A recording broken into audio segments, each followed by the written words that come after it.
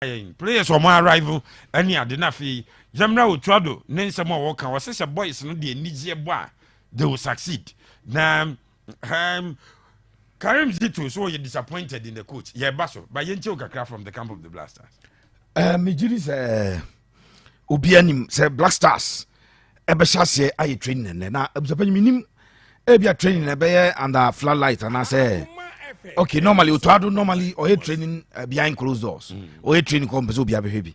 It's meaning but arrive no na me expect say come arrive very early in the morning. Na afi okay, but I understand. Who's that normally? You want to check in into a hotel after 12. So the untia the day no morning okay. It's a bien intia but almost started so arrive and Utuado and they first to arrive. Ewo Alisa Hotel oba yem page ne so sesie ya ye ma auto ado na driver na odi a red Land Cruiser so we Toyota Land Cruiser red. Oh okay video check for munjoni e wa koma 87.9 FM on Facebook bra na be auto na abon the khaki shorts no and the white top auto ado and arrive first and now no e buy of course utim ze mpanyi for share sa as the head coach no wono ebedi kan until Utuado arrived. Me fan say be 12:30 kobo 1 and Utuado ebedru Alisa Hotel ewa Accra and omo campaign. They will be there ekosi Tuesday omo ebeko kotuka akofa flight edi omo na chim Bamako and a Blackstars also that is coach Utuado arriving at the Blackstars hotel and as a Blackstars baby be training. I want to Blaster hotel and I say Blaster na Kusi hotel. Na abusapani Utuado eba no anche na first player. Abrante did Brandon, Clark, Thomas, Solomon, Asante, Manu. Eba EBPM yes. Osiakan edema West Bromwich Albion. It way Brandon, Thomas, Asante, Manu. Eba ebedru. So he also arrived and was ushered into the room.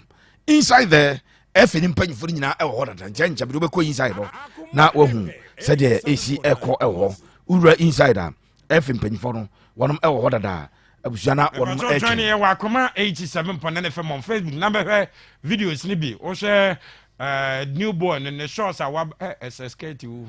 What born the shorts come on, what born the white top. Brand also be her videos. Brand be 87.9. I'm not telling you aware that our mom back camp from aware that and then now your mom program and timer on Babidu now. Mammy captain for Blackstars. But your captain in that the day you because he's not part of the squad.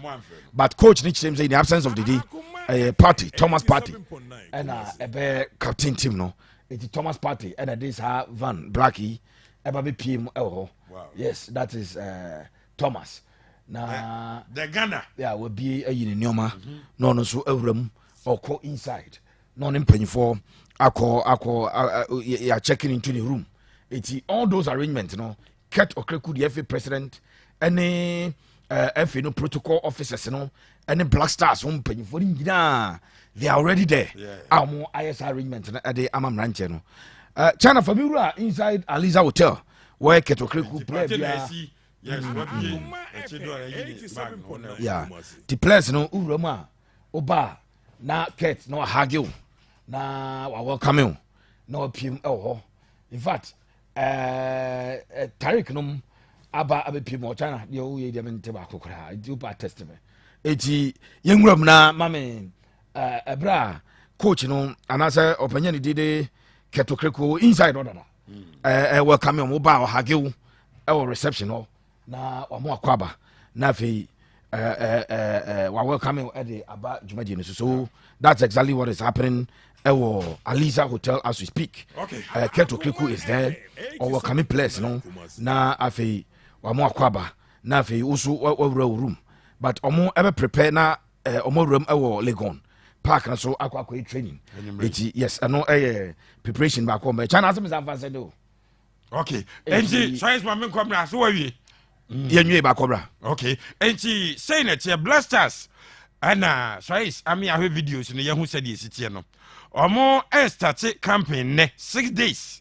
ɛna ɔmo AD ɔmo trainee ɛwɔ Legon Stadium hɔ na coach Otuado ɛsɛ sɛ boys no ɛdi anigye bakam no mo 87.9 ɛtena anigye mu a ɔmo betumi adi nkunim ama Ghana wode yɛntie sɛ deɛ Otuado ɛkyerɛkyerɛ saa nsɛm no.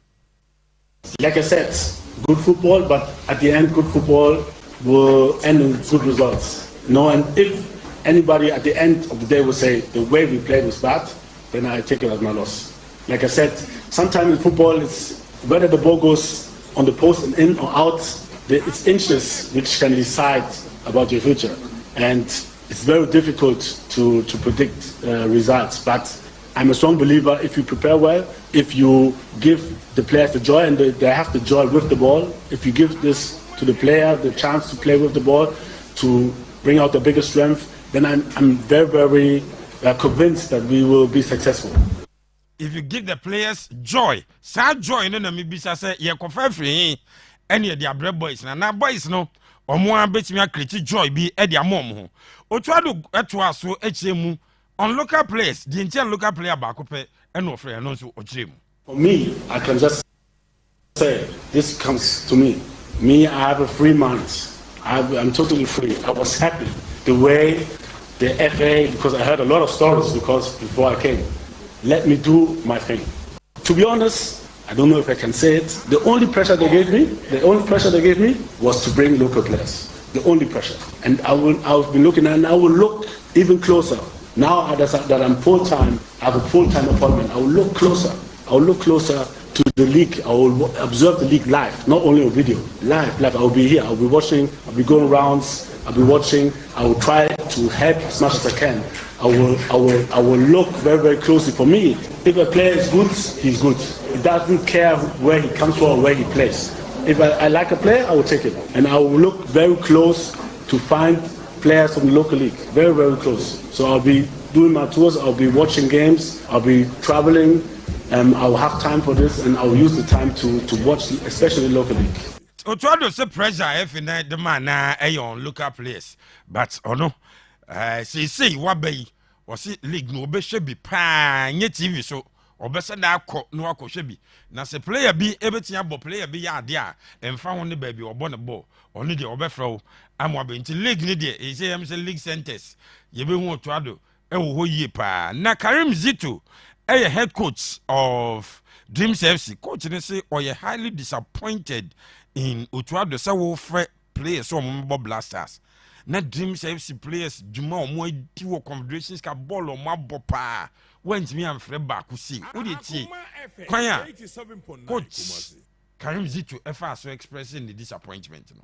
The expectation up and down because I was expecting at least with our performance in Dreams FC performance in Africa, at least one player will be called. But at the end of the day, Jan Frobiano, Medisam said, then criteria Benedi funny power blaster. So I was disappointed. For this the first time I talk about coaches selection to the national team because I'm thief. I am a yak because modern ball Africa Cup Confederation. They play against various African players on national team. Then we come to Ghana. Now at the end of the 26 players, goalkeeper and Kwano. Then plenty people now do Ghana league now. Now, goalkeeper and Kwano, I'm disappointed. Seriously, no expectation up and down. Because if it is performance, any funny part or Blackstars, I think Ghanaian players deserve better. And when you come to the CAF Confederation as well, Dreams FC deserve at least a shot. Forget about Ket. We are all Ghanaians. We are working for Ghana. We are playing for Ghana. And we coaches see Amaya who say, some of the journalists said Ghana football above football. Say so as a coach, walk around. Not Ghana players na baby na no. Bakupena mutimia bakunuzi yobukupadia. Then I'm disappointed. Karim Zito Abdul head coach at my dreams also he disappointed say the boys ya there o my ball o my bopa no money players o mo boma than national team say shia na o mu nyina no o mu do mo chia kan na ye frɛ na goalkeeper ba ko pani hu from local scene na goalkeeper no kran san nye player na no see ya na Henry Asante Chum say see ye ka say ye pɛ slot bi dey ato say we dey and your local players that would be unfair say and na kasama for the Ghana Football Association Henry Asante Chum or also reacted to Coach Karim Zito himself. It wouldn't be fair because sabi modern ball and ye debo national team. Tiakoba say why a quota say every club via 20% of Nipana could ye call up on also one national team no. We are local based. Na ABA or a standing squad of 25. Now who need position be a local player and a top four. They are one on Ninoa. As I said, they need be shame not on merit, but because the quota be at all. Ebanesa discrepancies kakra eba contribute to Egypt. Me to me a kind of number of players are almost a kind of Every a chem crowd na Mohamed Zidane and El Hadari is also called FC Sion was Switzerland and later called Al Shabab was Saudi Arabia. But we no twin China El Sharawi, El Shanawi, Ahmed Hegazi. Omu nyina no musi akan enye Zamaleka na El Ali. Nti no we coach a wo head kinyane say we home based players. Nti yeah situation is different. Yeah situation no. Yeah shape our talent no more. Yeah sign kokko ekofa omo ba ebisi akan man especially your senior national team no level. Nti untumi nka say chenchene achia o limite wo o to buy the same thing. Luckily for us around that time na your players no your league na drum pempensuo bia na players no push ba. Nti it was good time for Banier or Breaky into the team or World Cup. Moment so count 2 year pa. Nti Africa's a man for no say will be unfair. So we your callers now be say the jan number be ato say we there for local players. I come 87.9 FM. Yeah, twaso na afeyenhwe sansem we mu kakra ansa ne yaba ada. So it's one of videos na ready na. Oh, say you twemo ho yanko yanim. Yenya discussion now. Okay. Mama Shasim free. Henry Asante Chum. Yeah, problem no more yi. Ade. I always tell you say yeah, yam fa isika nya ball, I ain't involved in ball. You don't ball na jam. I said Say Ghana ni gyina bonten say yam quota to local players are. Ono Ghana ni on your ball, ni sika nche ball mu. And we also say soon, why we are born. Also what problem with that proposal? HSA. So I see be do na local player behind deserve. Ebi ko mom woman. Na when na catch na Asante Chum so mo from change. Edmonado din wa ade ni mu. Edmonado din wa ade ni mu. Wo say obi an deserve. Edmonado no. Oba kroma most of your teams no number says onya bi more. But ni din wa ade ni. But me say let's look at the bigger picture. Bigger picture na say me nya ball. Me ni player bia or me say a friend say ya me nya mfa so Blackstars na so. Me imagine me say there must be a quota. There must be a specific because 3 players there abrebiano. Sa pepper. Yeah, friend national team 3-4 players there abrebia you local. Sa quota and the purpose anything. Me ba so as I mean me obi nti asem na sense na maba. Henry Asante Chum Ghana yan shape out talent in Brazil. There is no day Brazil name national team or many local players. Sometimes you people must broaden your horizon. It's Henry Asante Chum telling me, say, Brazil for normal lucky players for Europe. And I am free. No, there is a special policy that you must call some players from the Brazilian league. And you have a policy that goes. Who plays in Brazil? Who plays some performance in Brazil? There is a reason, and I'll come there and answer you. And you know, and yet for fun, when you hear people saying it, Abusapani, Mame answer the NTA, and Faso also, Nyansa won't pass or be a Becasasm Nibiano, or the Nyansa in Indiana Carbon or Lekasasm. Number 1. Sir, Okase, you're Bogana League. Now, your friend Blaster call up your slots for 3 players. First thing you are doing is the level of competition, you know. Who increase and go for any of the honorable league, you know, or be a person catch the eye of the technical team, and you know. Liga ye boy sabe sika papa bi anim Liga ye boy anya dia player bi beji player of the month ni ama na plaque mpomu ni bi mokofa fan box bi aye ase bi na mo dia player no but player no wani da so say sɛ meyere me ho na sɛ yɛfrɛ blaster players at least yɛsɛ 3 slots abɛkɔ de ama play local players nti let me be part of saa deɛ ɛno nko a no ɛyɛ enough abusua panyin yɛkɔɔ school no na ɔmo sɛ woyere wo ho na sɛ woremani ɛwɔ top first 3 for 3 consecutive terms na wanya scholarship adeɛ baakɔ yɛn ne sɛ ɛma performance in class na ɛkɔ soro because especially underprivileged nkwadaa no ɔmo maame ne papa nhyɛ da ne bie but onim adeɛ no ɔte book nsua adeɛ saa because ɔpɛ so ɔnya saa adeɛ na ɔnya scholarship ɛde school no enti no player no ɛbɛpiem ɛwɔ local league no wɔ ɔbɔ a ma menyere me ho na meyere me ho bebrebe a yɛfrɛ blasters na at least yɛwɔ saa slots wei ɛno nkoa no busa panyi ɛkyɛn winning the top player in Ghana league no because wogye Ghana top striker na yɛse kɔhwɛ wo se ne identify sɛ wo se nyɛ nti kɔhwɛ wo se but menim sɛ meyere me ho na sɛ meyere me ho wɔ league no mu a mɛtumi anya opportunity akɔ Blackstars and Asante Twum doesn't see that as a motivational factor to motivate local players to play on Jaze the be omo quick unim sɛ busa panyi adeɛ wei select akɔtane a na ba Henry will come and praise the FA president say FA president no through the knowledge ni adeɛ nti no say yɛre slot ato ɔba bɛbɔ na ba so but what can you say no my quick minim deɛ kyɛ bibia so mo defend no minima de kroche bibia sɛ ntem ɔmba defend abusa panyi number 2 sɛ Daniel call a World Cup no mo bobɔ no na a commentator no mi so ball no about see Ghana's third goalkeeper Danlad Ibrahim, he plays for Asante Kotoko, team based in Kumasi, and why national under 17 goalkeeper no abo or national under 20 goalkeeper no boss anyo man. I was a penyum there. At the nyam at the bar league ground so bonifie. It's a place to be free. Ebe kanwa. At the nyam eba ema league no so and confide the boss say you are doing something at home. Okay. Apart from the fact say my performance akoso because players you know be up say or catching the eye of the technical team of the Blackstars. No are part of our quota. I was a essential eba. Number 3. Unim say we always talk about exodus of players from our league. The fact that player be work 6 months a pair no jahoko. 1 player no unim say local league was a or born 10 years a crana. Adia beba no one say Tanzanian club be Egyptian club be it is harder my boss 6 months on my bamenko.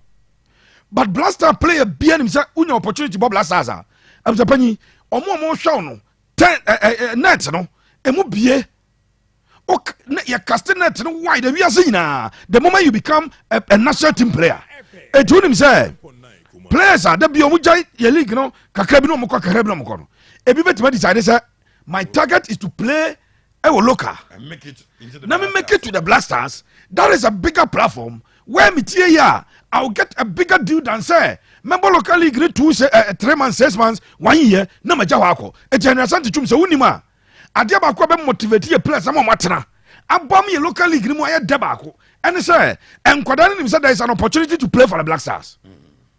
Abzapanyi yes sir na me pet senka ni Asante Twum not me na ma debate ni some of the players here from no omo de mo ni suru biasa 87.9 ni suru biasa and sa kola boemu metimi de sense me bo say so yi what's the name Edmonado na me call Samates confirm Samates number 6 me call Nations confirm number 6 me fa call number 6 me fa has me fa obia number 6 onya de nche omo sa coach ne preference and coach ne says something say if I like you I'll call you obo voice your car and tiasa kan you Asante Twum etwa so but to seek to defend and say now enyam ngwa because maybe Asante Twum say yeah but Ghana league now 12 13 15 goals enya enough as gina so fro eba Blaster because league no form he is the spokesperson for the Ghana Football Association or say so she goes to 20 wa hakura na enya enough just so ya de this is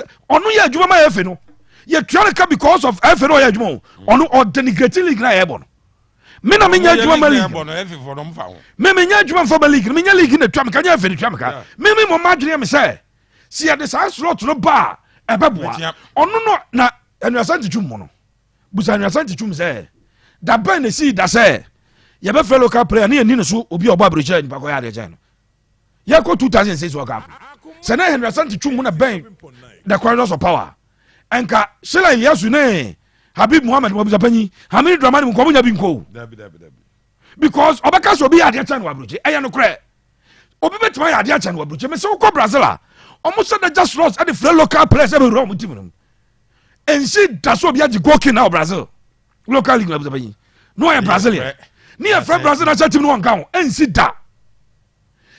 da so obi a top goalkeeper of Brazil ni ya from goalkeepers omo frɛ Alisson Becker no mo frɛ Ederson ka ho a no ma fa local goalkeeper o ka say Brazil goalkeepers omo Europe asa metima bobe 30 amount sese ya omo perform omo team say o Europe omo frɛ top 2 no wi omo de ba ko be local goalkeeper ko tena ho ade a wo ye e de onyam Abreu league no enti Henry Twum omo kasa say Betabanyi I get worried because those are people who we are special on kasa de league no on kasa de ball for me menya ball me sika nko say ball mu but see here he is ni kontintiri and tam so be defend the entia ense se ade slot be mo bia Betabanyi de na nka efe say Dreams FC abo African campaign Dreams African campaign omo boy omo boy I could do semi-finals of the African Confederations Cup na we call up now for Abdulaziz young player Betabanyi na ewurade yankopon ndi Henry Twum mo understand of football ne de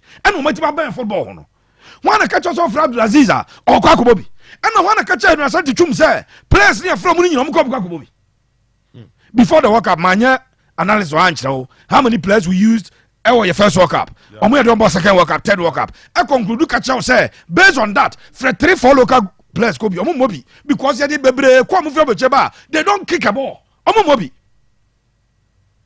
and it's all the Abdulaziz an 18-year-old boy now man Blackstars call up Sabri na kwada ne dia kire bi wonya experience oni top players Potemo and nam park subi e hye ne nkuran Betabanyi say 2 years time akwada no ekonya top team ebo Europe no about Blackstars na unim say sa first time experience of a Blackstars no we twasa de ndada enti no oba he will be arriving as a player what happens at the Blackstars obetima ebo bi we do you need somebody to teach you this obi a we sports person of football association ye tua okabo so me una ko hu titiri be defend de ntia ense say local player bia bam because yes I say unfair enti unfair say Edmonado ya friend Blackstars according to wona de da bia ya friend man baby o be ka che say unfair say be ka say yam follow local player ngojim mo ya ball sometimes I'm surprised about these people. Pepe Suarez Otado asam no a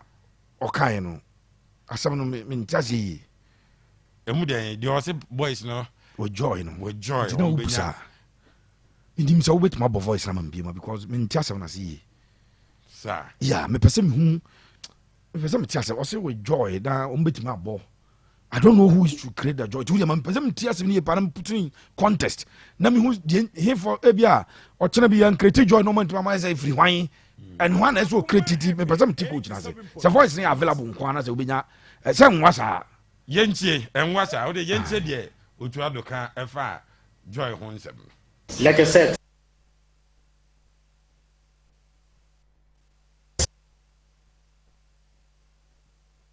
voice no o machine no na asa freeze bio no mami hwe se menya no this side ama wa but otu ado asem o kan ya no se anije eba camp a boys no betimi abo na omo de se anije no bo nso de anai se nkunimdie na eba mami hwe se menya no ha ama wa sets good football, but at the end, good football will end in good results. No, and if anybody at the end of the day will say the way we played was bad, then I take it as my loss. Like I said, sometimes in football, it's whether the ball goes on the post and in or out, it's inches which can decide about your future. And it's very difficult to predict results. But I'm a strong believer if you prepare well, if you give the players the joy and they have the joy with the ball, if you give this to the player, the chance to play with the ball, to bring out the biggest strength, then I'm very, very convinced that we will be successful. We are very convinced. Matthias, it's a joy in the free hall. Also, if you give the player joy on the ball, Yes. the supporters cannot give you joy on the ball. On the board, the Sergis a coach in the boys. Inti utwado asemo kana Matthias yi, but that is why I wanted to listen to the voice for the second time with Penny. And true. Player be or the NG Bobo be or expressing on power park na so.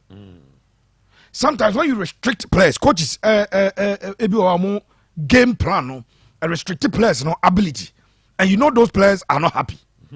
And when players are not happy, they are unable to give their best. The first thing, coaches, I mean, almost saying, when you get your players excited about what you want them to do, they do it and do it very well. I was you here. Sir, Jose Mourinho, Chelsea team, no build it with John Terry, Frank Lampard, Michael Essien, Didier Drogba, Sankophone. Now, I'm willing, able, and happy to play the style of play Jose wanted them to play. Real Madrid team now, Jose Mourinho ever found in 2010. I built it in Madrid up to 2012. No?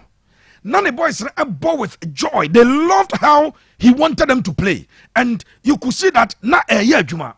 Or by Manchester United, no. Manchester United, Pogba, they didn't love to play that way. It didn't work. Pogba and Chelsea, as you sit deep, maybe a jibona, you play about a quick one matter. You trouble no one matter, Uncle Franco, Debbie. As well as President or General Bobby, no channel, no done, and he said, Coach, no, I restricted his eye on pet, then they start making complaints. No more making complaint champion for your coach. Now, Sadi was on time survive it, on check, because the boys are not happy with the style you want them to play. So, as somebody Otuado, okay, I go straight to the doorsteps of Otuado. Ghana for the no question of Japan. There's a Ghana in Ibia as a supporter of the Blackstars. Emma Blackstars are happy, no? It's you, Kroma. Shanano Kotkone has is a nonsense Omojai electronic way and you do my young numbers. No, say team none we mama maybe see them in numbers that Koroko got at the gates. But clearly, I'm the Penupa for Blackstars last 5 visits to Kumasi. Never Kotkone had to folk last 5 games on Abu Kumasi. Ebia we a go play with Nanji Omo Bay. No more I call Blackstars Diana. It's Ghanaians, whatever we ought to do. I'm the penny at the moment, you know, provided. Again, yes, I had the young person by a crowd moment.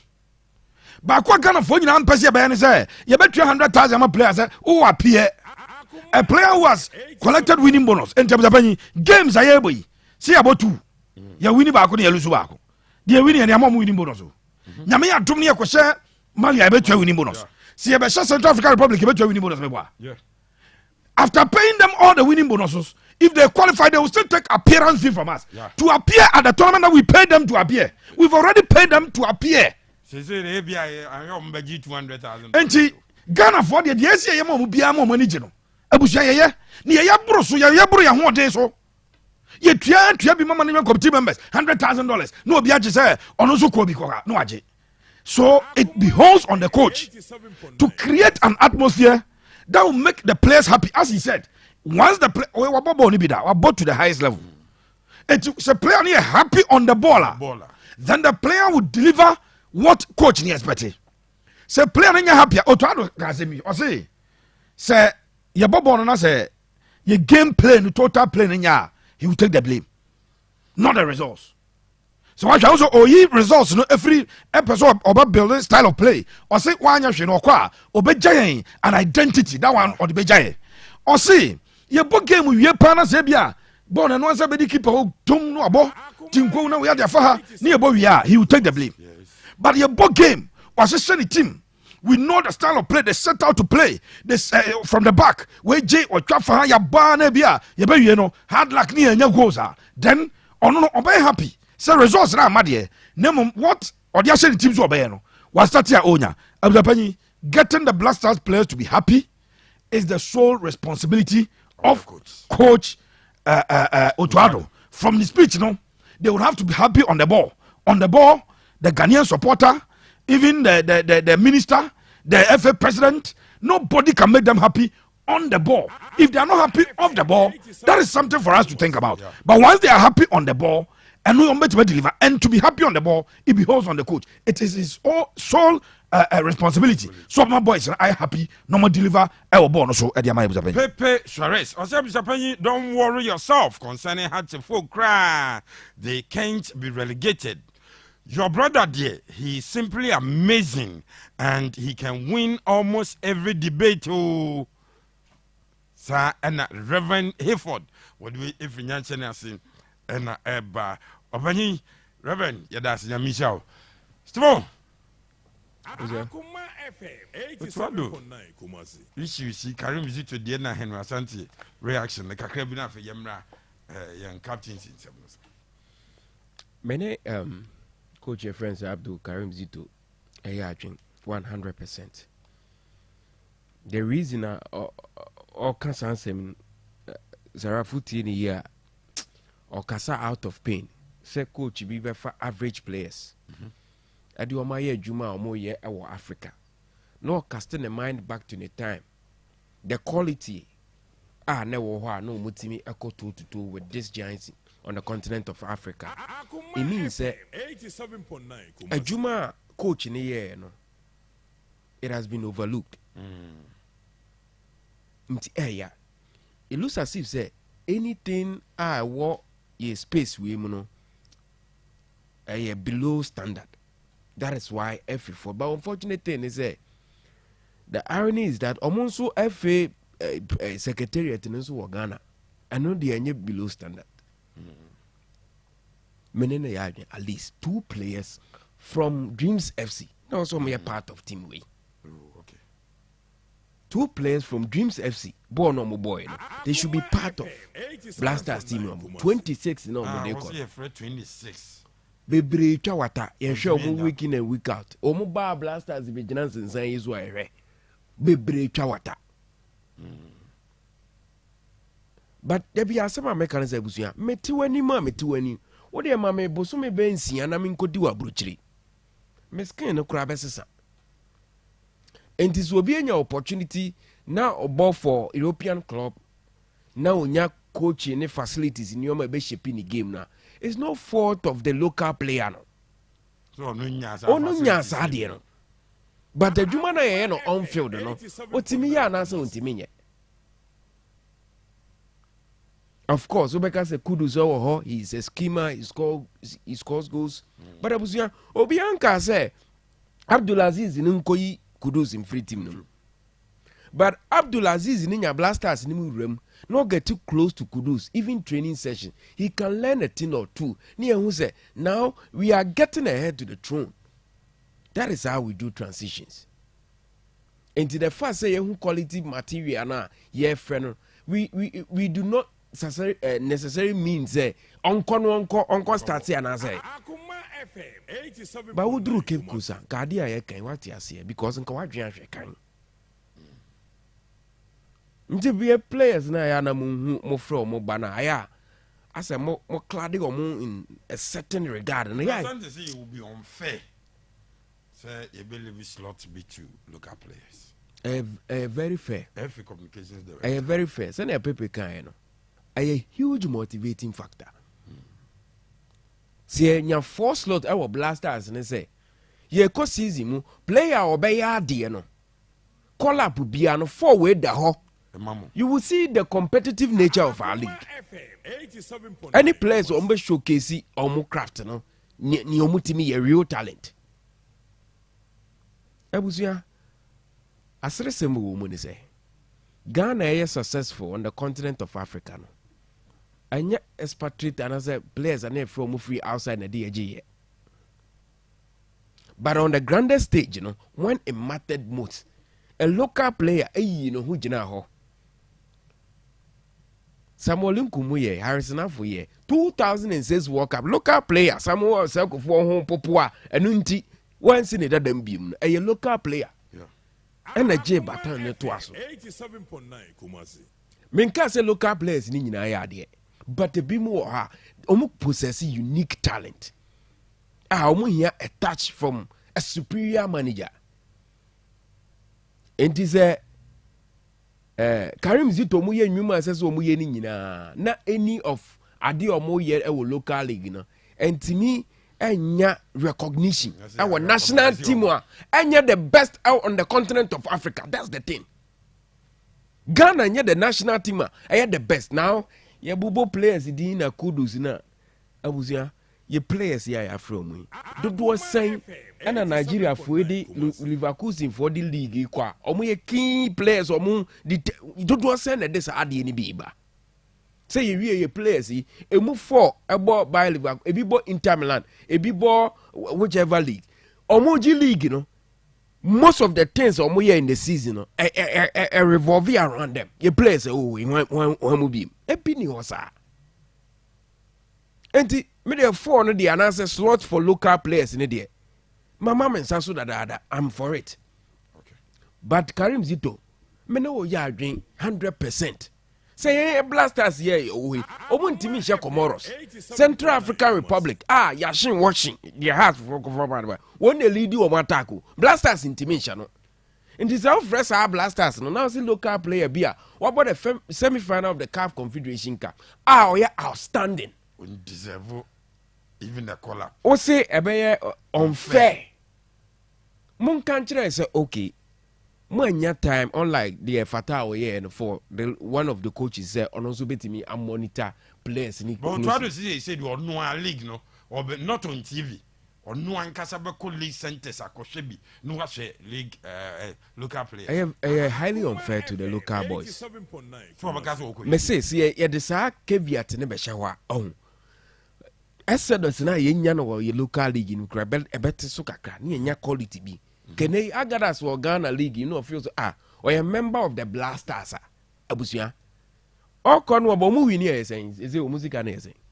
Say $10,000. Or Jimmy, you know, saying 20,000. Omoda sorry, no one, but you, Omoda sorry, see a frog come. Now that's sorry, one who know and call more sorry, and so bear $500. And this one could do 7 days. We need 2 matches now. Oh, yeah, sure, say. Obebusa time crash and take to commit your salary. So, me pacho, I hear more for Cape Coast. Almost Shakano. What to add a foul? You are saying so no Abeco League centers, no Asha boys. I know your solution. Deserve Avram Grant, no league center. A papa, the Obana say, no, so echo here match. And you want to fly court Amaliko. Not the Dramanico heavy, echo saying. Yanshe, dear Ebeko Akusi was a good evening, my able and edible squad of integrity. In fact, your force is the best by far in the country. Please tell people to rest his strength because this bunch of staffs at the FA, they always celebrate mediocrity because they don't have any idea for bringing up any competition for the local players when being called to the national team. In fact, if a player is not in their list, there is no way you will be called. They came to milk the country through this medium.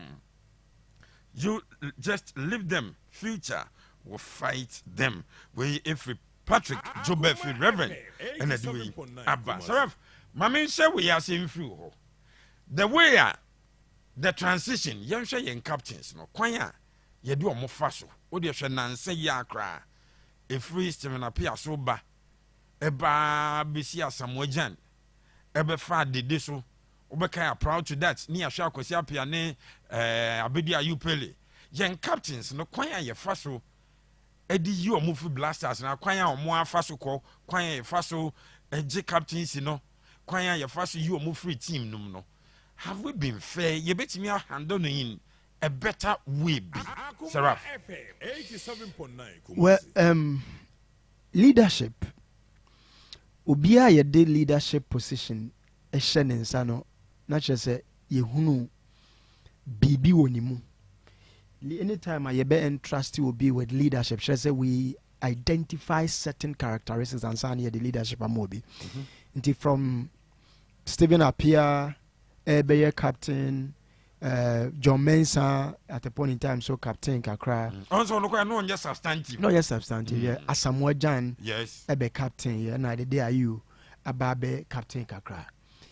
Obia ye handle and I ye the captaincy. A shenin sano. I should say you identify a certain leadership ability. And am I this idea no? At this show monsa. Now. If at a point in time you do baby near realize say it be a bibinti it was say yes system and I say yes ye transition now they made me say be or honma na o generation of players a ono omusi akan no bebre na fade out enti wo influence akofom ebetimi abase bia at club level performance be conform nti ama command because a captain is supposed to command respect nti bia at the club level all struggle so unya friends team places so nti no ebasa na nti a lot of dynamics na be maybe ebe warrant say ye best sa captaincy ebetimi abase bia even first ultimate command the first team position ewo the national team now ebia bra na enti say bra the captain ne ma won enti no ya kwa akoye say ye the captain kotena bench and coaches enye comfortable say captain tena at bench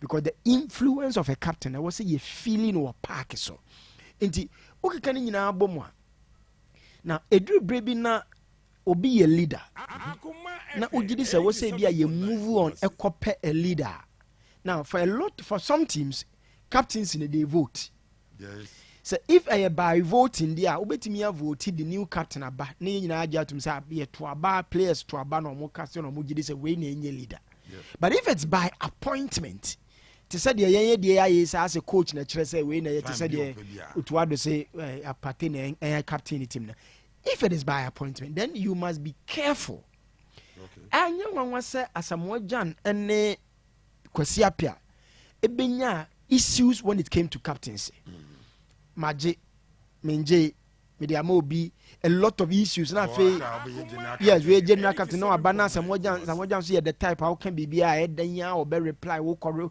wo tweet or be reply bibia baby or be reply na take the attention of game no anasa ade na wo say ye focus no I take your attention off it me sure say so abedi most errors so there were issues about captaincy over the years when I have so manage transitions from one captain to another no actually the lack of leadership and kasa when it comes to your coaches because when a coach himself need a good leader me worried about Jordan is more experienced than Patemeboa yes in this J captaincy free they on na ebia person de ma Pata there must be a certain way you go about it and create animosity. No one that said Sola you are interview.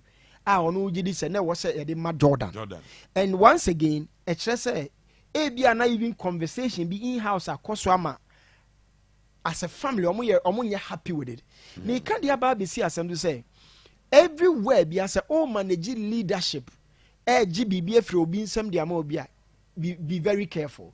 You could ubetimi aye no radically to say the bia oye ni say engagement bi anko so na say radical transition is say una aye captain maji media ma we I mean to help sorry no be I mean the obey bia no the obey bia obi amfa ho me na me coach maji a very very poor way of managing that the eba say a create animosity nipa no say be typically say be a Jordan the feel say me na me ka be aduru me so wan jama because mind you AFCON yeah, my Jordan captain games in the me yeah, but games in the another day you want my Jordan a captain and I got it a friendly match or captain. In the OG you must manage that well.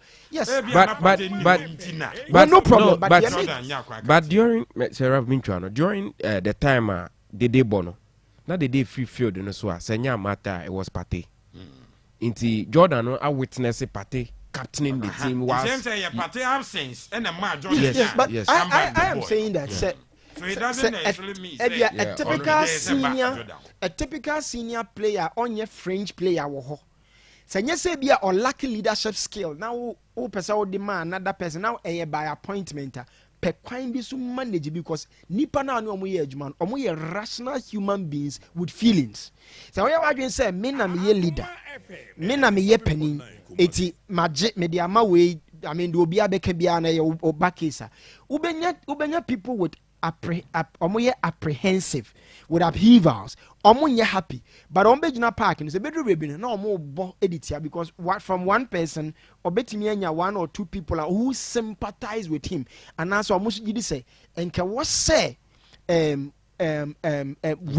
any the man no nti as a leader the lack of leadership skill and ebetumi the lack of leadership skill and a bema obi betimi wobɛhu ne sɛ a matter of captain magye mede ama wei ɛho nhia ne de obi abɛka. But I think that going forward, Blackstars coaches should learn kwan a yɛfa so ɛyɛ transition. Kwasi Appiah manage ne poorly. Sure. Ɛma Samuel Jan ɛne ne benya abanta wei kana wei aka wei kana wei aka yeah, Kwasi Appiah ne Samuel Jan were issues because of the issues of captaincy. So one manage captaincy issues, we are creating a certain level of animosity. And for me,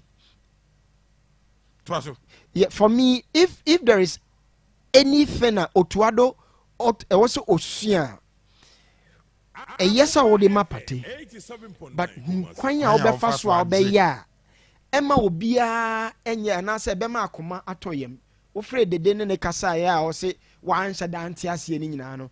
It tells you clearly that you're happy with how he went about it. Have we been fair to our captains? If you, it's this all fun in isolated offer way. Now I analysis, which all fun back. So generally, ABA na ye free. But for instance, captain ni free. Yemfa every as someone from Appiah. Appiah, yes, captaincy from Appiah. Man, who said there were issues? Man, a lot of animosity. But so Appiah decided not to talk. Yeah, but he decided to accept whatever because the commitment to Ghana, you know, you're not doing. Not that time. Now, the right person, I feel say he deserved it, and that was John Mensah. One man who a lot of complaints about it, and again, I think that it also shows about leadership skills. Say, oh, Jeffrey Moore, but my level of maturity tell me say me time aso my yebi obi take you over, but nye nipa ni na Asamoah didn't handle it that way. Say me time aso me a matured person yes how dey ma obi ama me mfa akoma pa and supporting. Not all people can manage situations and emotions when thing was say wow yes I didn't kwanya ye fa so and Otuado should have taken a cue from how Kwasi Appiah are managing your year creating issues. Sir, I'm watching you live from Italy, Sassuolo. I'm Collins Damwa. Greetings to my people at Seshi Surano. Esa, Dana Collins Damwa, Eddie Odiaba. Steve, have we been fair to captains Dane? And the ancient from some transition way as a debia a critique issues. The day you Ghana for the year and Obi our friend will be a BBT. I was here. So sure the day you are Ghana for and in a dinner. Or more manage football, no money in a dinner, and also money in the year. I feel say or more manage football. No, they had a perfect time opportunity. Say executed the Omani say no, but they missed it. When was that? When did they know any club now? Yet they were calling him. That was the time, and I was almost easy on it. Inactive, yes. What time? Yeah. Now the day they have now was to make a case for himself for the Blackstars. Yeah. I do not think that they any glory in club football. But Oba and Adiana they kind of want them. They say only club why inactive. And they joins they have 20 games, scores almost 8 goals. And he said, oh, Shana on merit, he deserved to be in the team. Until on that basis, money end in a year. Okay. But I don't care what they can offer the Blasters in terms of the energy levels in Immunidia. Did I want them to conform kakra. But managing the situation at the time, and also managing on man yet, and I be drew baby a dream. But Sir Raf, so what should we pa? The issue about Blackstars captaincy and the rank about Blackstars captaincy. Ni no ba former players na instigate. Omo nim what it means to be a captain playing in the team omo na ye. Inti coach Kwasi Appiah abobi ni time no na Tony Yeboah ni Abedi mu issue by or witness say. But o decided say some way somehow and enya Samuel Jan no general captain. But sometimes they said Stephen Appiah as ye nipa yi I was say rational kakra in certain situations abusua first now your commentary now wa home na wo ye phone timi ma o tiem 90 plus wi a wo ye okay say no try na nya honorably wa ankasa odi nkomo as oh say me time no call from the coach me sremo send e be ya cameras na mba me so every time ankasa class captain na ye bo wi a me mobi me na me grant interviews yi a emma de na nyefe ti me sremo anka mo mfa ma nipa wi okura betima suggest we bi. They just scored 6 goals in 18 games. 6 goals for Le Havre. Inti ye dem shed Kudus ye boni din bebrebe. Premiership no 111 goals kurao. Inti on merit. They did a merit a call up this time. But before previous games ye boy no na on merit. Sa breno na nka obetime yi na sin change captain na free no. Okay. But wasa mana ko pick form. It raises a lot of questions. And it's a merit in different players there. You've not been fair to him. Okay. And you know the yenina ending ye sound kind of sa. And a choir ya J amba no free as a mojan some aside the call. Did they honor so? Now I say it got to a point no be because oh the day should be captain and papa captain be ye prophet to be crazy the captain's amba na mana or wakwaje. Under the days stewardship no so abusia aye poto. Group stage teams bi ananka ujo omuma cornerstones kuro mbehye omo no omo na hye Blackstars sometimes osan kra ye course na die adema national team nti ye kwaya ye faso. You see me personally I feel like the most irrelevant thing in football is captaincy armband no.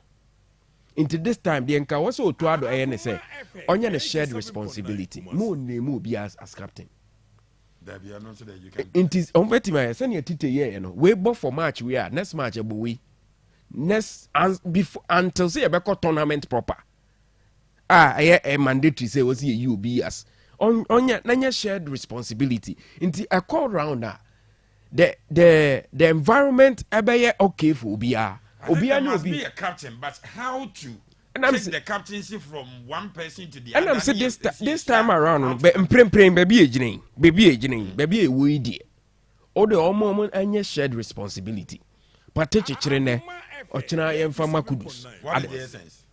The essence is that omo a sense of belonging, shared responsibility. Yenyi obi out of the lot. So at say tite yebi and they help the Brazilian national team. Inti send ye de Asamoah and Faso send ye de Faso no. Ni nyina no entwe but every we ni nya opportunity ananka also omo yes ade no omo anye.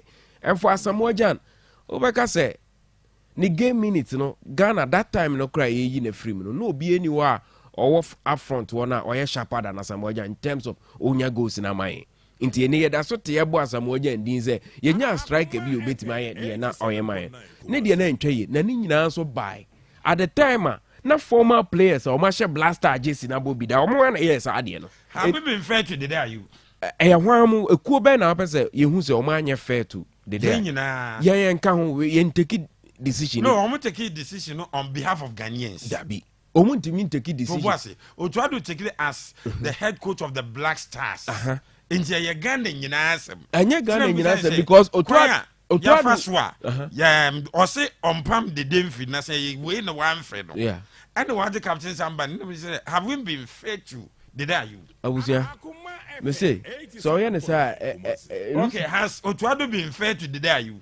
And then also when Otuado has been fair, but the FA ain't fair in the sense that Otuado buy in his plan or players are when him going for a dumbe juma and Otuado ne the day you are here juma and one who say ne levels ne drop it into a decision to leave him out no and yen pre performance but a new one a steady metrics no waje but FA no anye fair in the sense that na emre no ha na was modern say okay.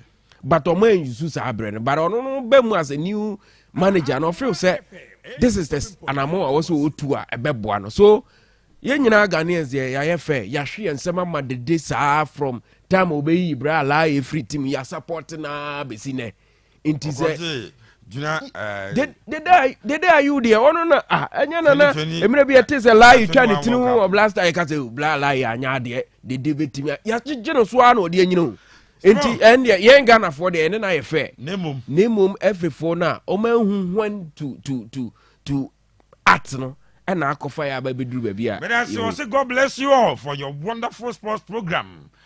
Watching you live from Adum Ventures, Adum near Ejaba Jewelry, Efri Reverend Omono Puku Ajima. Reverend, yada se mo nyamisha na onyo kese pass. Right, maminti o kakra bi wo captaincy sems na fe yemra Mohamed Polo ekasafa Hatche folk ho. Hatche folk quest to survive. Na sha ase nyame adom achina. Omo Bon Nations FC ye bisa. Can Hatche folk survive? Hatche folk ebetimi a survive and nyame adomachina na omobo Nations FC no omo betimi a survive say na Mohamed Polo eka edefa Hatche folk ebra enra na yane Polo edi nkomo efa Hatche folk ho no say omo league no omo bo no say enenam hen omo betimi agina anan say ebekosen ansakra ene yato aso wa. As of folks is their own enemy. Now, their football no in totality no apart from they have to survive. They have to survive. And yes, those who are there will not be forgiven because this is no heart and near heart. We know Kotoko and Heart, the glamorous clubs that is holding Ghana football. Look at their performance. They are struggling. Where is it? Something is wrong. We have to motivate them. They have vision. They have to call some of us. They have to call some of us. He should have contacted themselves. Motivating Kualano if they want us to come. But you just don't go there. They don't need you. They don't need you there. Next, I hope if it's something, I hope a match like this, they should even send us a message say Yamra. Motivating Kualano. And as of folks, they are lost. They are lost with ideas. What they have to do. And one of them is this is one of them that I'm giving them. 3 matches is Omube Fre Ahopa Yamra and bring the spirit back. That is the best for them. So I say Hatche folk are lost with ideas. Now so Ombe Fre Ahopa last 3 matches is so Momra dia. Ebitimi abwa. So Hatche folk quest to survive nation say nyame adumachina. Omni Nations FC. Can Hearts make it? I was here question with you. Can they survive? I know you know Edding. Or China Hatche folk beat me as a Nations. I know you know Edding because a numerous born and uncle ye Emma has this season and see about competitive football very difficult. And maybe personally me per se has survived it.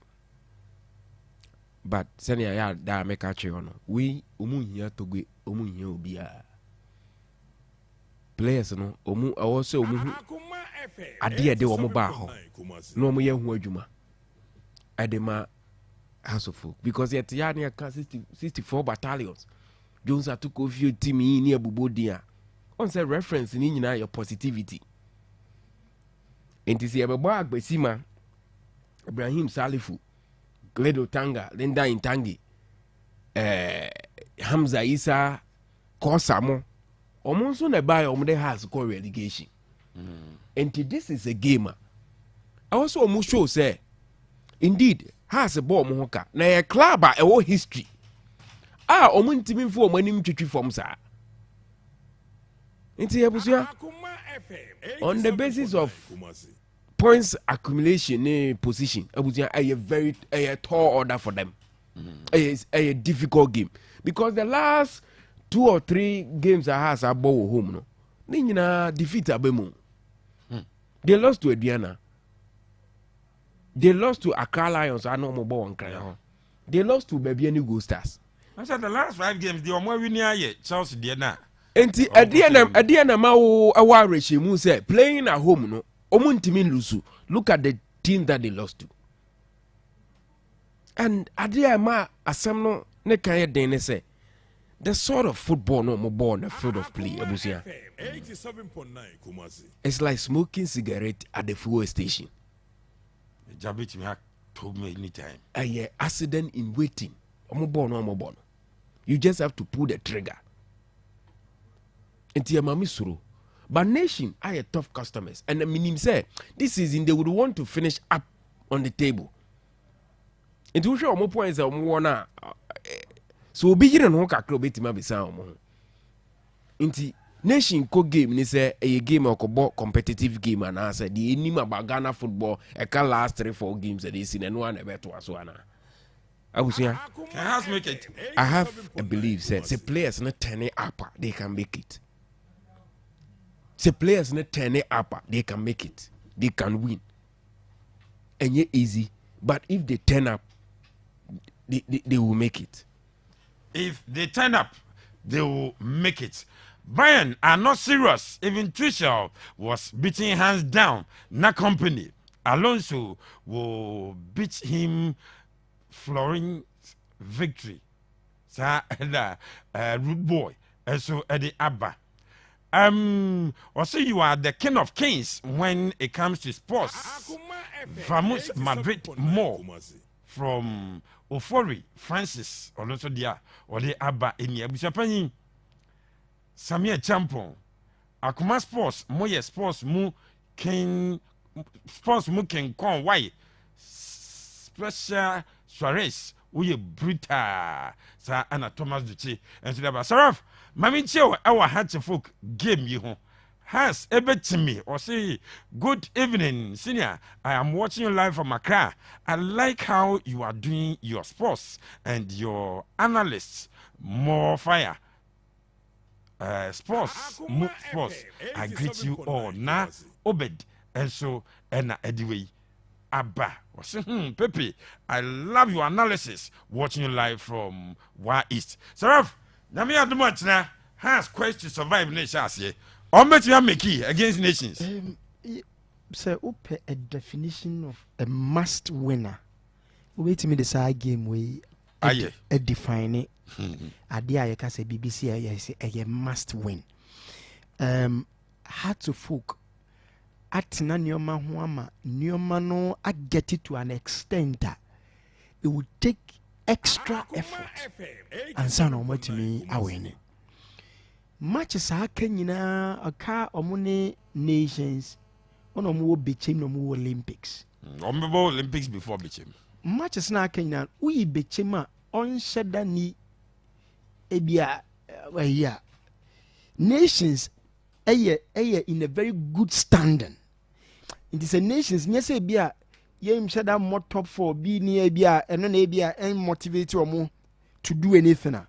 Nanka bit me, I can say the ambition of nations, so omobe stay at the top. A bit me, her heart of folk. But for Olympics and so on, the survival instincts are omo episode omo yana say omo quest to survive. Extra motivation omo di bebo game no. The only team on said any extra motivation or the ball game bechem. Yeah, but menko Accra menko Alisa Hotel Emra Sisi Adepa ewo onua FM onua TV ye no mo a ene diguma media geno opani ye mo adwo bibia boko Alisa Hotel etisen boys na arrival. Meba cho nyame adom bibia boko ewo Alisa Hotel nyame adom boys no metra ka say watching A8 and I me ba be team ewo Alisa Hotel. Coach Otuado nso ababedu ana goalkeeper trainer fata without that so ababa be team ewo Alisa Hotel na be yemu onom ana GFA president Kurt ES Okweku etutu ni ket ne mpabwa se ababe team ewo Alisa Hotel na ni na so ba no ne boys no ababa be ka se ja wa mo makwa aba na ewie no no ka se wie no naja otu ni to pa e de free ye GFA na Alisa Hotel e de ekoye na ashasie no yekodu onom na information kwa ekese enu anadwo no Otuado ema 26 squad no de to abontiwe na ana nante na emu 94 eka coach kokko piemu Alisa Hotel sa nante na abranta ye friend fofo kra Thomas Asanti eka ho ana Tariq Lamte enso eka ho ana maka coach ho a omukọ Alisa Hotel ye enwe nti anotoi ana captain Otuado eyi ne se oni de beye osahene e dia mama chi stu e da yanim no Thomas Party enso be piemu Alisa Hotel anche ana elide sedu so ebe piemu ana mrante mienu Saleh Samed ene abrante fofo ko no so wanya new collar pa ye friend no eye Ibrahim Sulemana enso kan wa ono so aba be piemu se kasa de mrante wotwen ɛna aba bɛpiem ana coach baako ana goalkeeper trainer ɛna ɛwɔ camp to see amete Alisa Hotel. Yes, Senka training Ebeshas Numri with just 8 players in camp. Mpenifo and training no betimi abaso ewo Lagos Stadium.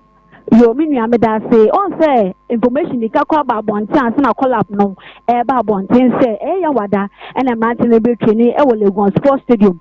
Now so mpenifo asesa hyehyɛ ne kakra eno nam so nti na ma players no bebe na e delay a afre na bi mobile camp no nti nkai be ho ne say training ka beba so ene no da bi ye twam mpenifo asesa na e nya me ball chinada e wo Lagos Sports Stadium ana Blackstars e be sati omu training a ni na ye entweye ma na se trainer mo ye e da kwakosha e Mali ene e Central African Republic e World Cup qualifiers e da ye ni training de ne obese akoye boachi bidin e maso nkomodu diem kyerɛ sɛ bɛyɛ da bɛn pa na boys no dodo na e bedru sɛ de wɔka sɛ only 8 players and are reported to camp no dodo na ba bedu enume san sɛ nyame boach na no training ne be starting term e be starting term on be kwa akoye shake up kakra na panim na enume no training de mo de no asese so ankasa nti enume die enkwa akopem sɛ be no so ekobo no wɔtwe wɔkɔ ne die na players dodo na ba be pime san sɛ no numi krampo na ye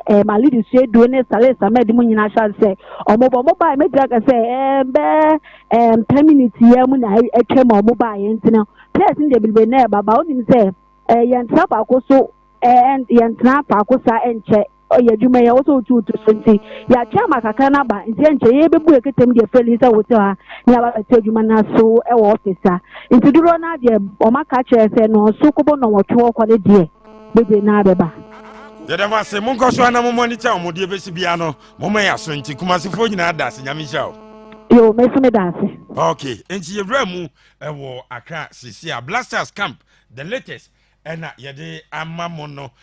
Seraph no one no egu Hatchfolk omo quest to survive no ho ena Blasters issue yi ebebo mu but we mame in just a statement Hans ebetumi we need na game no. Omo nya den. I think so. The more motivation to win was strong. Motivation is the motivation is that they must survive, and I think they override nations' ambition to be placed very well on the log. I don't quite enough. Yes, the motivation to survive it's enough. Seraph, I say Hatchfolk boys the motivation I was strong because they have to survive. Rich, Blasters camp. Hatchfolk issue you kakra bi wo 3 minutes. Yes, the entire sign a buram ewon kan no. That development ya pick is when you follow train players be but my. But this is quite surprising. Because the workers say you omunya invitation naturally. Arrival time ya na communicated to you. And because enrana ye di Joskunde ehon komo any atare ehye no ne ade nyina no. Yana arrival time no you communicate say players be arrive this time. Training be started this time. Until we all thinking say enka omaba. So when I spoke to Accra and they told me only 8 players and I reported to camp. Now quite surprising and quite disappointing. Intina at the pa I confirm my say training and my so because Saint Cameron training na be drew by 12:31 there about if I say by 2-3 there about no be I ready then they can move and go to the training grounds but as we speak because Emranteno and to me ama me drew not to number and say obviously unye coach umfa 8 players and Gujina Park to say okwa training inti ama and the training obviously to me Emma so but the big question is players they are aware say and yes training as apart from the fact that you are reporting to camp today training will start today it was expected that they will be there and quite surprising and most of the players young fan to just say bebre what town that onya fe no mbeba say Ghana player bi anu ball UEFA Cup final you player bi anu your friend ball and Conference League bi you player bi anu all ball your friend say UEFA Champions League final. Unim say we call England. England, omo preparation for Euros no. O course is at St. Georgia as we speak. Only Jude Bellingham. out of the players because or Real Madrid camper or Copa Champions League no my omo can obia report ama training ashas here enti where the players abusapani yenim say they ought to be there because they've been invited. They are already in town.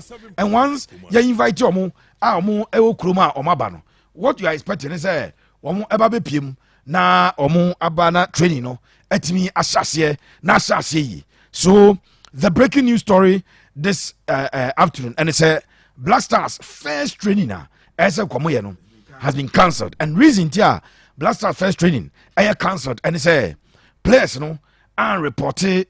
And as a Dodwana only 8 players plus the technical team and our camp. And so training no end to me armor. So we are hoping, say, if you're Numeria Econo, they will arrive so that at least by our channel panel there will be a full day for the Blackstars. You bet me enyomo no my adequate preparation. Abuja game ni Hakobo and Mali game no.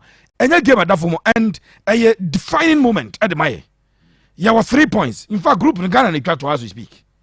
Ghana our 3 points each at all. We've lost 1 and won 1. Mali and Omokobono, Omo Winnie Bako, Elusu Bako. I think Comoros are leading the World Cup qualifying group now, Ghana and Mali. It's of the point, say, yeah, mistake. Now, yeah, 3 points now. Our chances of qualifying, and remember, only one team and I qualify every group from Ako. So, if I'm funny, serious, Anna, as a grown doors, because me, my James Senka. And next assemble so that we can start off today because the coach was looking at 6 days of training. Akasa said Blasters be training for 6 days. If one everyone, you ask Obebusa say what will be the impact because coach on a plan. Day 1 they may, day 2 they may, day 3 they may, and we know the Blackstars normally end training morning and afternoon. Omunye 2 training sessions. Take 1 training session. Na ekwese a hard work, but we wish the Blackstars the very best. We hope say a bedroom channel padie na Omar report. And surprisingly, Oko a Blaster official account now. After some post to the arrival of coach, Omar updates because a lot of people were expecting some of the list of Omo Maba Ebeba, but Ebesine Omo Ama is updates. But we hope that things will turn out very well. Only 8 players and a work camp. Japan is a champion. Honestly, Pepe Suarez is my man, pa, and I can't wait listening to a comment from because of sensational Togbe na ni Pepe Suarez. Thomas Duche and no say, Pepe, I love your analysis. Watching you live from Wa East, Aziz, Aisha, and so dear Enye, or say even. With the day's presence in the team, Pate is the deputy captain and Richard Ofori is the second deputy captain. That's how it is. Simon Ohine Ado, Esunedui Abba, what is saying? Osia leave the captains is their own greed instead of them to retire from the team for proper farewell when their performances are down. They will rather wait for someone to take it from them to create problems. Rich boy Santiago Mamenye this birthday wish China Shami away aye Jenina me offer say pa yes me boss Eric Ochre Dako ne offer ye nyina ye offer say one ne maame and a down other pictures no eka ho yes Princess Ella Jamfi who Connecticut US of A and that one ya a year Connecticut there and it's my boss David Okwampa Emame was in Yamisano and the princess happy birthday kese and come away every omame Lydia Ochedako Ofa Eric Ochedako me ankasa busapanyin and the family nina very young just a small girl young crime so we a small girl into Princess Ella Jamfi what the mommy in our Connecticut mommy Lydia Ochedako and the family nina teach Ofa Eric Ochedako as young was so happy birthday. May the good Lord richly bless you Eradi and your kesepa. Right, and Mammy, and you and Fanfree or 80 Miaminia, and me uncle Pa Charles Opare Danso, and Neba birthday, and happy birthday to you, Jessica Opare from Pom. We free your lovely father. And your father says to my beloved daughter, happy birthday, Enko and Famonti. Jessica, Papa, I see you Kasafidi Kasi so. Nian wish you happy birthday. Namisha, on your Kasi, Ebeye, Penny Pa, na Enyoma Enkoyi, and so and Famon. Yes, China. For last one, you two are some menafi, Yemfa birthday wishes, no. ANC way and so happy birthday Kasi and come Madame Charlotte of Unique Beauty Salon. Ewo Tapa Abotwasi Ewo Uti Region. Madame Charlotte Ura, your lovely husband, Mr. Pizarro of Tapa Abotwasi, as a young was so happy birthday. And for man say Yankancho say he loves you so much. So happy birthday to you, Madame Charlotte of Unique Beauty Salon or Tapa Abotwasi, Uti Region running.